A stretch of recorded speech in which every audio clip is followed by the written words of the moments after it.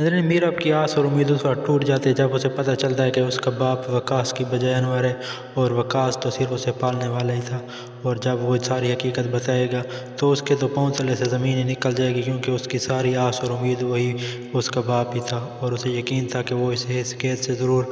چھٹکارا حاصل دلوائے گا اور واپس کراچی لے جائے گا۔ لیکن جب اسے پتہ چلا کہ اس کا باپ وقاص نہیں ہے تو وہ تو بے بس ہوگی۔ اب وہ بے بسی کی تصویر بنی بیٹھی ہے، اور بے بسی اس وقت ہوتی ہے جب کوئی آسرا اور امید نہ رہے، اور اب اسے مرتسم سے ہی شادی کرنا ہوگی، کیونکہ اب اس کے پاس دوسرا کوئی آپشن نہیں رہا۔ جبکہ مرتسم کی گردن یہ چاہتی ہے کہ وہ اس سے شادی کرے، لیکن جب اس کی چچی اسے کہے گی کہ تم اپنے ذہن سے بھی مرتسم کا خیال نکال دو اور آگے چل دو، کیونکہ مرتسم کی شادی صرف اور صرف میرب سے ہی ہوگی اور اس کے علاوہ اور کسی سے بھی نہیں ہوگی، اور آئندہ میں تمہارے منہ سے ایسی بات نہ سنوں کہ تم مرتسم کے حوالے سے کوئی بھی بات کرو۔ اور جب مرتسم کو پتہ چلے گا کہ میرب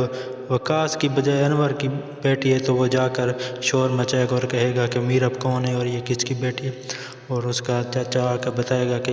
یہ لاوارث نہیں ہے جبکہ یہ میری بیٹی ہے، اور تم اتنے غصہ میں کیوں ہو، اور اگر یہ لاوارث بھی ہوتی تو تم ایسا رویہ اس کے ساتھ اختیار کرنے کی ضرورت نہیں تھی،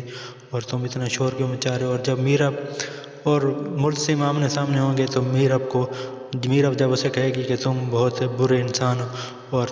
تمہارے جیسا بغیرت انسان میں نے نہیں دیکھا، تو مرتسم اسے تھپڑ مار دے گا، جس پر وہ بے ہوش ہو جائے گی، اور مرتسم اسے اٹھا کر لے جائے گا، اور جب اسے ہوش آئے گا تو اسے علم ہو جائے گا کہ مرتسم کس مزاج کا لڑکا ہے، اور اگر اسے اس سے جھیلنا ہے تو اس کے ساتھ سختی سے نہیں بلکہ پیار سے نمٹنا ہوگا۔ لیکن میرب بھی اپنے رویے کے مطابق ہی چلے گی، اور اس کا رویہ یہی ہے کہ وہ حق بات منہ پر کہتی ہے اور کسی سے بھی نہیں ڈرتی۔ ناظرین، میرب کی آس اور امید اس وقت ٹوٹ جاتی ہے جب اسے پتہ چلتا ہے کہ اس کا باپ وقاص کی بجائے انور ہے، اور وقاص تو صرف اسے پالنے والا ہی تھا۔ اور جب وہ ساری حقیقت بتائے گا تو اس کے تو پاؤں تلے سے زمین ہی نکل جائے گی، کیونکہ اس کی ساری آس اور امید وہی اس کا باپ ہی تھا، اور اسے یقین تھا کہ وہ اسے اس قید سے ضرور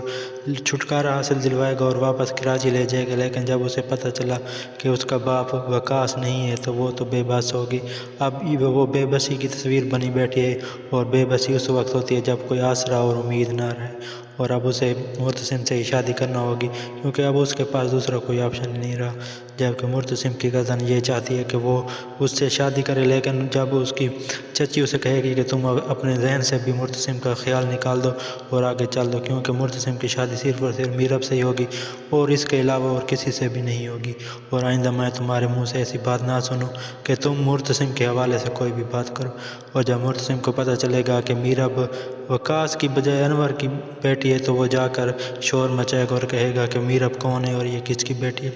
اور اس کا چچا آ کر بتائے گا کہ یہ لاوارث نہیں ہے جبکہ یہ میری